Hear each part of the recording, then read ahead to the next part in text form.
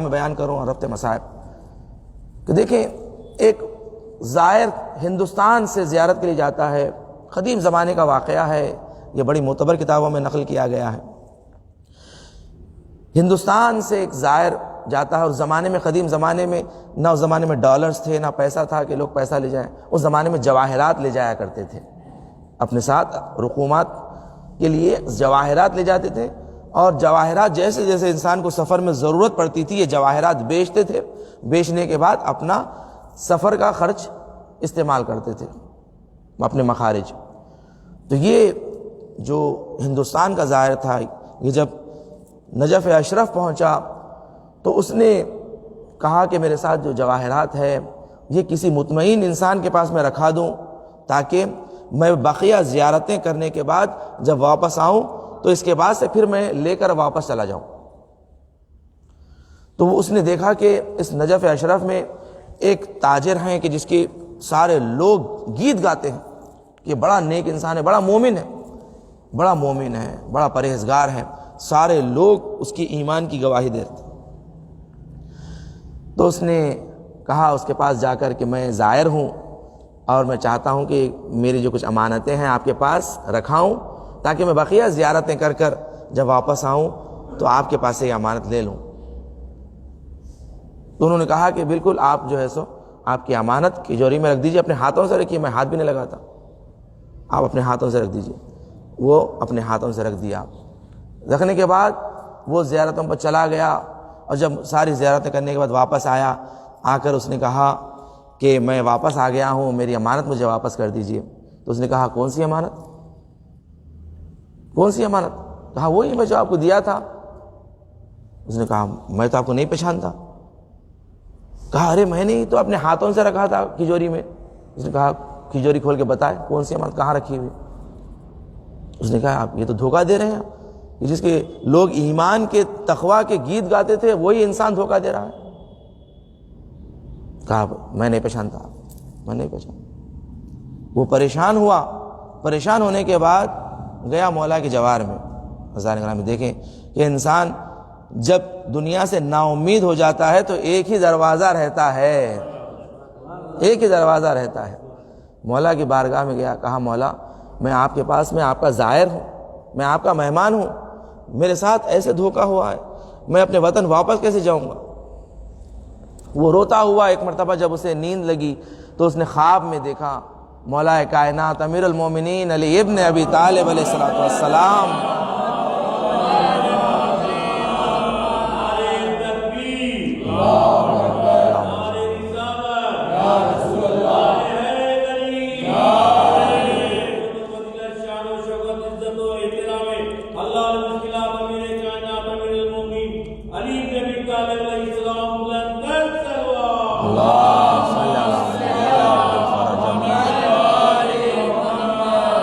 مولا نے فرمایا کہ کل تو جب صبح کرے تو الگ صبح دروازے نجف سے جو پہلا شخص داخل ہوگا تو اسے اپنی مشکل کو بیان کر دینا، وہ تیری مسئلے کو حل کر دے گا۔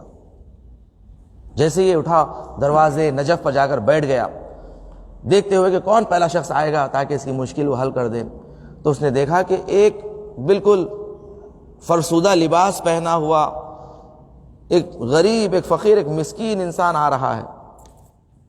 اس نے دیکھا کہ یہ شخص میری کیا مدد کر سکتا ہے، اسے خود مدد کی ضرورت ہے۔ وہ سوچا شاید اس کے بعد کوئی آئے گا۔ اس کے بعد وہ دیکھتا رہا کہ کوئی ایسا شخص نہیں آیا کہ اسے لگے کہ مثلا یہ اس کا مددگار ہو سکتا ہے۔ وہ دوبارہ جاتا ہے رات کہ مولا میں آپ کے پاس آیا ہوں، میری مشکل کو حل فرمائیں۔ مولا خواب میں آ کر کہتے ہیں کہ جو شخص پہلے قدم رکھے گا نجف میں، جا کر اپنی مشکل کو اس سے بیان کر دے، وہ حل کر دے گا۔ دوسرے دن جاتا ہے، دیکھتا ہے کہ کوئی آئے گا، دیکھتا ہے کہ وہی غریب فقیر آ رہا ہے، داخل ہو رہا ہے۔ اس نے سوچا کہ پھر کوئی اس کے بعد آئے گا، کوئی نہیں آیا۔ تیسرے دن جب جا کے مولا سے کہتا ہے، مولا نے کہا جو شخص پہلے داخل ہوگا تو اسی کو جا کر اپنی مشکل کو بیان کر۔ تیسرا دن جب آیا تو وہی جب فقیر انسان داخل ہوا، وہ جا کر کہتا ہے کہ میری مشکل کو آپ حل کریں، کہ ایسا میں پریشان ہوں، میں زائر ہوں اور مجھے ایسا دھوکہ دیا گیا۔ تو اس نے کہا کہ آؤ میرے ساتھ، چلو میرے ساتھ۔ وہ لے گیا سرے بازار، بازار میں جانے کے بعد سارے لوگوں کو کہا ایھا الناس، میں تمہیں اپنا ایک واقعہ سنانا چاہتا ہوں۔ پہلے زمانے میں لوگوں کو اعلان کرتے تھے تو بیچ میں ایک چوراہوں پر چبوترا بنا دیا جاتا تھا، چبوتروں پر کھڑے رہ کے اگر کوئی لوگ اعلان کرتے تھے لوگ جمع ہو جاتے تھے کہ کوئی ایک اہم بات بیان کی جا رہی ہے۔ لوگ جمع ہو گئے، سارے بازار والے جمع ہو گئے۔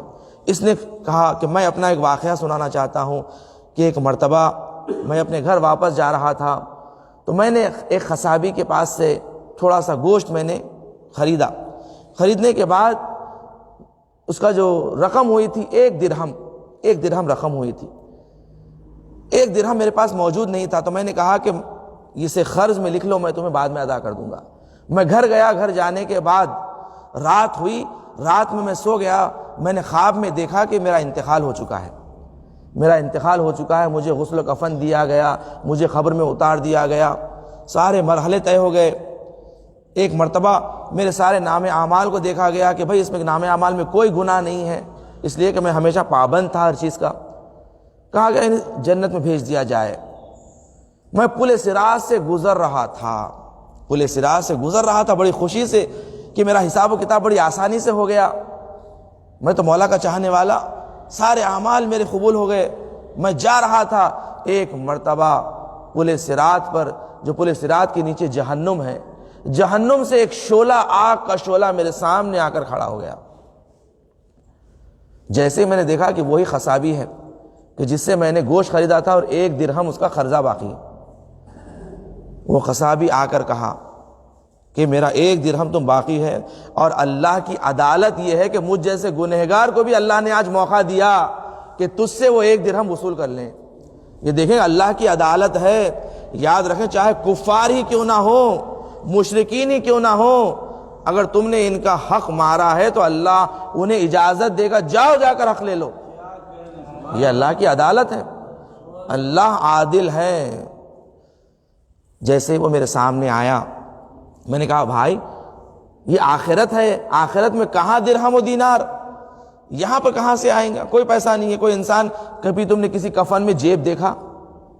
نہ کفن میں جیب ہوتا ہے، انسان جاتا ہے خالی ہاتھ جاتا ہے۔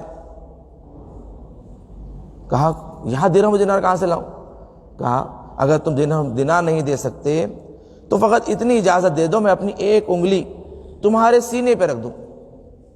تو میں نے کہا کہ بھئی بس 1 انگلی کا تو سوال ہے، 1 انگلی کا سوال ہے، اس کی انگلی سے کیا ہو جائے گا مجھے، تاکہ میرا بھی مسئلہ حل ہو جائے، تاکہ جنت میں چلا جاؤں میں آرام سے۔ میں نے کہا ٹھیک ہے بھائی لگا دے، 1 انگلی لگا لے میرے سینے پہ، کیا ہے۔ اس نے جیسے ہی وہ انگلی میرے سینے پہ لگائی، میں جو سو رہا تھا میں خواب میں چیخ کے اٹھا، اور جیسے ہی میں نے اپنے سینے کو دیکھا کہ میرا سینہ جلا ہوا تھا۔ خواب میں یہ سارا واقعہ دیکھا ہے، اور اس نے کہا کہ میں سارے اس آخرت کے مراحل کو میں نے دیکھا، بلکہ جب میں بیدار ہوا نیند سے میں نے اپنے سینے کو جلا ہوا پایا، اور میں آپ کو بتانا چاہتا ہوں۔ یہ کہہ کر اس نے اپنا سینہ کھولا تو لوگوں نے جیسے ہی وہ سینہ جلا ہوا سینہ دیکھا، لوگ تڑپ گئے، کانپنے لگے کہ دیکھو کہ تم ذرہ برابر بھی آخرت کی آگ کو برداشت نہیں کر سکتے۔ وہ مولا کائنات کے جس کے دم پر ہم زندگی گزار رہے ہیں، وہ مولا دعائے کمیل پڑھتا ہے تو تڑپتا ہے، کانپتا ہے، پروردگار میں تیرے عذاب کو برداشت نہیں کر سکتا۔ وہ مولا کہہ رہا ہے پروردگار تیرے میں عذاب کو برداشت نہیں کر سکتا۔ عزیزان گرامی کے دیکھیں، جیسے ہی لوگوں نے یہ منظر دیکھا، فوری وہ جو تاجر تھا اس کے قریب آیا، قریب آ کر کہنے لگا میں آپ کو پہچانتا ہوں، آپ کی کچھ امانت میرے پاس رکھی ہوئی ہے، آئے تشریف لائیں، میں آپ کی امانت آپ کو واپس کر دوں۔ صلوات پڑھے محمد وآل محمد۔ ان النفس لامارۃ بالسوء، کہ دیکھیں نفس ہمیشہ برائی کی طرف لے جاتا ہے، کہ دیکھو دنیا سے ایسے جاؤ کہ تمہاری گردن پر کسی کا 1 روپیہ بھی نہ رہے۔ دیکھو تمہاری جنت تمہاری ہے، تمہیں جنت کا پروانہ مل گیا ہے، علی والے جنتی ہیں، یقین رکھیں، مگر یاد رکھیں کسی کا 1 روپیہ اپنی گردن پہ نہ لے جائیں، اس لیے کہ اللہ بھی عادل ہے، علی بھی اللہ کے صفت رکھنے والا عادل مولا ہے، عادل مولا ہے، عدالت کرنے والا مولا ہے۔ آٹھویں امام نے فرمایا دیکھو اپنی خبر کا انتظام کرو، آخرت میں ہم ہیں۔ آٹھویں امام نے فرمایا اپنی خبر کا انتظام کر کے آؤ دنیا میں، آخرت میں ہم ہیں، ہماری ولایت ہے، ہماری ولایت۔